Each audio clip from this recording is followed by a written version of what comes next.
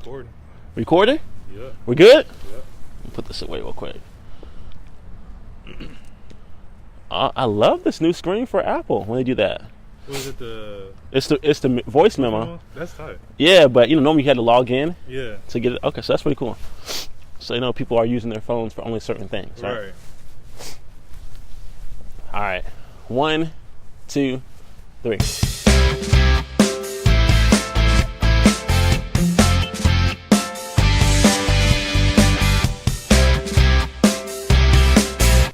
Hey guys, welcome. This is Leland Baptist with lee-chandler. Today we're going to talk about a recent acquisition, and we're talking about more of the basis and also the importance of purchasing an asset or a distressed asset for cheap. Okay, so right here we have about 18 units. We have 18 units here.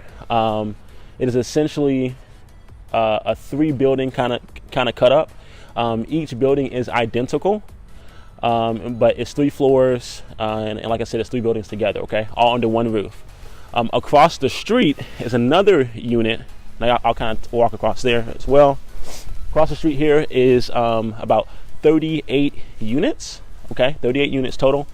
And I'm telling you guys, it's a fantastic opportunity when you can purchase your assets relatively cheap and make it turn. Now, the biggest thing when you purchase an asset cheap is that it will have some distress, right? Hopefully it's distressed. So distress could mean vacant. Distress could mean, doors kicked in, whatever, right? But you're getting it at a cheap basis because of the fact that it is distressed. This asset here was poorly managed. The owner was actually someone who was overseas in Saudi Arabia.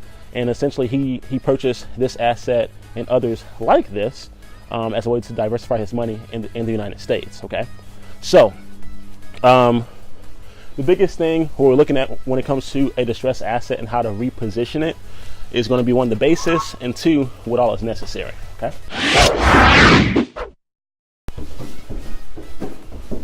So this is the bottom floor.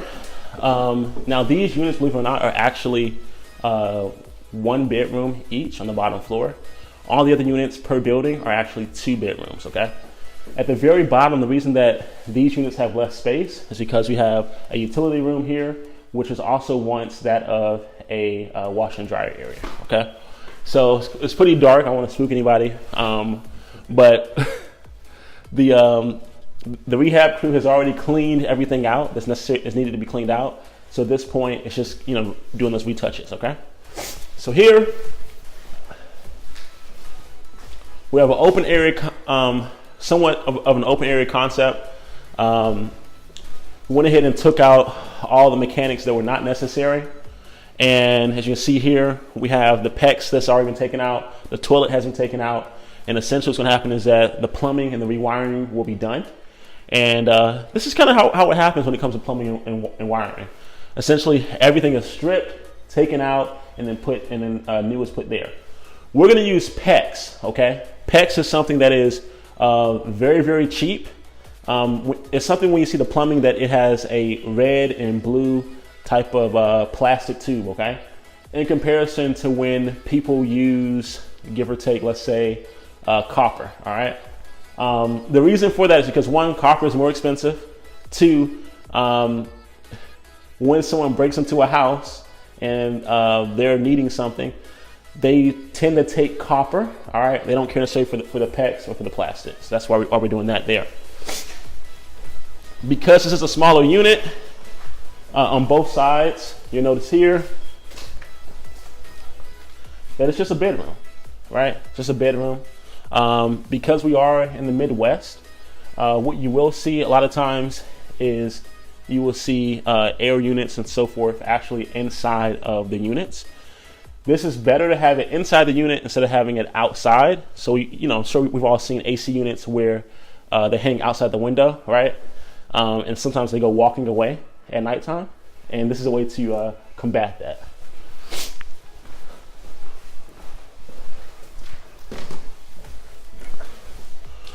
When doing renovations, we tend to, especially when doing punch outs and things like that, you tend to go ahead and take all the doors off the hinges because it's actually easier to move things in and out, such as the pipes, such as the toilet and cabinets, all that stuff, okay?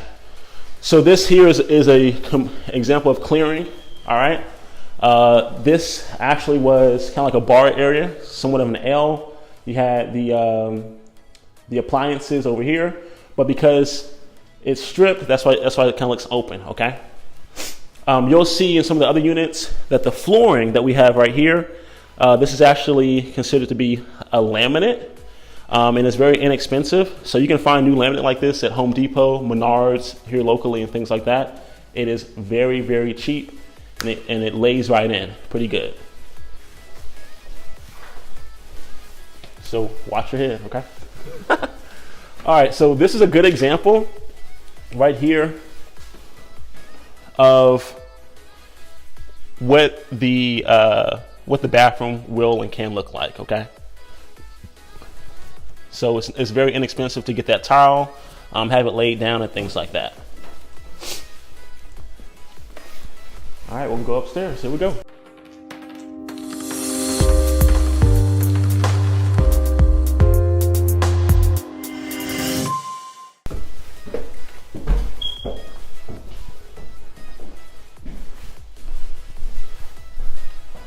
All right, here we go again. It's very, very similar.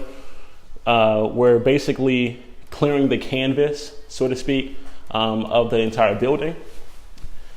And because the kitchen, all the kitchens for these units have a shared wall, which is where you have, the kitchen here, other side of the wall is the bathroom.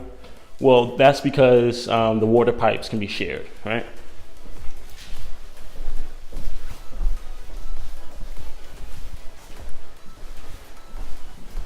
So essentially what happens here is that we're gonna have rewiring done throughout the entire building. After the rewiring is done, we're gonna go ahead and make sure the pipes are working and everything's flowing very nicely. And believe it or not, we're just gonna repatch or drywall those areas where the electricity was taken out, or the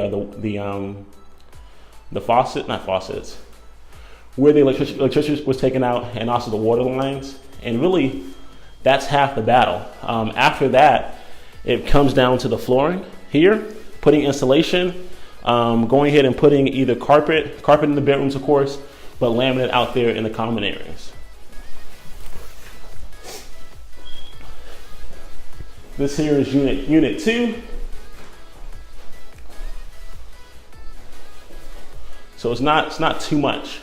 But the beauty with this and other assets like this is that it appears to someone else that a lot has to be done, right?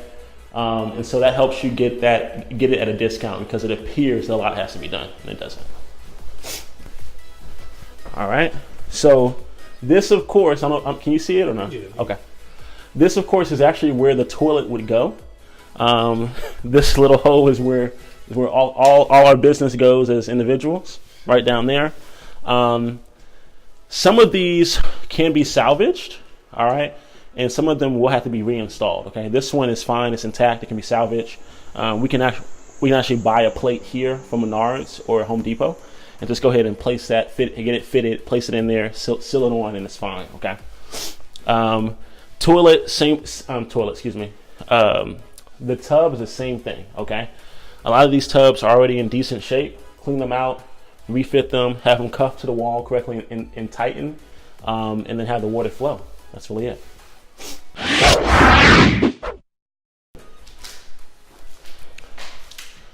So this unit here is a good example of what to expect for all the other units. This is the top unit here on the 3rd floor. And you can see right here, this is laminate, right? Comes right up, all right? What you can often do with laminate is just go ahead and add some insulation, lay it down, and that's your choice, right? But lay it down is very inexpensive, all right? What to expect, because this wall shares the water with the kitchen and the bathroom, is that underneath, this is essentially where we have our water heater, all right? And it's a small water heater unit. This is a unit that you use for an apartment, So it's a lot smaller and condensed and compared to a meter that someone may run or have for their house. Not meter, excuse me. And compared to a water heater that someone may have for their house, right? So that's why it's so small. You can kind of see it right here, right underneath here. So this is left here because it actually does in fact work. So we're not going to replace this water heater completely. We're actually just going to leave it as B.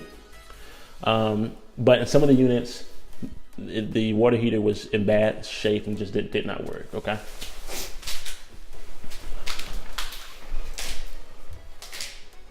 But this is the exact L shape that you have for the kitchen.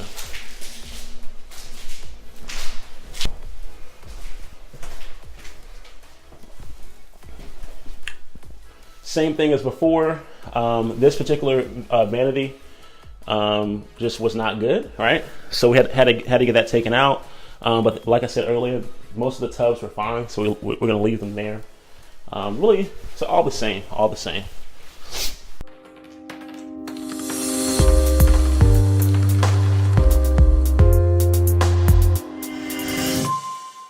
All right, now let's talk about the numbers of this deal, okay? So one, you were able to get in at a very low basis, which helps out a lot, okay? That gives us the ability to basically turn the asset around, invest money, get the units updated, and then go ahead and rent them. Now, if they're rented for, let's say it's Section 8, all right, which I like Section 8, and I'll tell you why. But if it's rented for Section 8, you're going to be looking somewhere on the low end of $144,000 annually, or on the max, if you go for the max with Section 8, looking somewhere between $180,000 annually. All right. Now, the reason that I like Section 8 is because right now, as of this recording, interest rates have been increasing. All right. So ever since the current president basically won the election, interest rates popped up. Okay. And right now, the Federal Reserve has agreed to go ahead and have another rate hike for December. So what that tells me and other bankers in commercial finance is that rates are going to increase. It can be, depending on what kind of basis you get into an investment, that means that your money can be a little more expensive. What that also means is that it's going to be harder for the average new homeowner to buy a house, because if rates increase, that means that even if they qualify for the same amount as, let's say, a year ago, they can still only afford less, because that rate is going to eat away on their monthly payments, okay? The other thing, too, that's important to know is if rates increase and if it becomes harder for the average individual to afford or purchase a home, then what happens, right? It also affects the average job stability in the United States, okay? So you have job stability being affected, you have your rates going up. So the biggest thing, or one of the benefits, is if you are having your income producing property or your asset that's funding your portfolio, if it's coming from Section 8, which is a government-backed program, then you already can expect to have 80% or so finance or revenue coming in from the government, all right? Whereas if you go the market rate, you can have a higher rent, okay? Higher rent for better appliances. But if that person who is your tenant, who is on market rate and they're paying top dollar, if the Federal Reserve or the economy affects them and they can no longer work, then what happens to your income producing property, right? You end up going through the eviction process, or sometimes even the foreclosure process, depending on what state you're in. And then once you go through that process, that's going to cost you money. You have to go ahead and turn that unit again, you have to invest money, and so forth. You go with Section 8, you may or may not have someone that will damage the property, but at least you know that there will be some sort of consistency with the rent payments, okay? All right, hope that makes sense. Thank you guys so much for watching. If you have any questions, feel free to contact us, and I'll see you guys on the next one. Bye-bye.